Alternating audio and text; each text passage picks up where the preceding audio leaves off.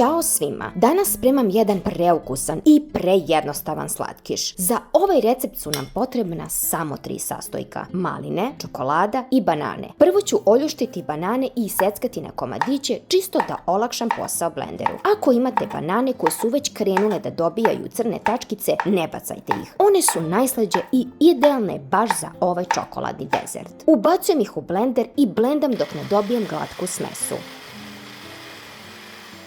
U posebnu činiju usipam čokoladu koju sam u međuvremenu otopila, a zatim dodajem i ove izblendane banane. Sve lepo promešam da se sjedini. Za ovaj recept sam koristila crnu čokoladu sa 85% kakaa jer volim jači ukus, a vi slobodno možete uzeti i običnu crnu čokoladu za kuvanje i sa njom će ovaj kolač takođe biti odličan. Sada prelazim na kalup. Na dno ređam sveže maline. Količinu voća naravno možete da prilagodite svom ukusu, ali verujte mi, sa malinama ne možete da preterate u ovom receptu. Odozgo sipam smes od čokolade i banane. Ova količina je tačna mera za ovaj moj kalup za krofne sa 6 rupa. Trudim se da smesu rasporedim jednako u svih 6 rupa. Mada priznajem da je najteži deo ovog recepta ne pojesti polovinu čokolade direktno iz činije dok je sipam. Krofne prvo ostavljam u frižideru na par sati da se stegnu. Pre samog vađenja prebacujem ih u zamrzivač na nekih sat vremena kako bi mnogo lakše izašle iz kalupa. I evo magičnog trenutka. Pošto su provele sat vremena u zamrzivaču,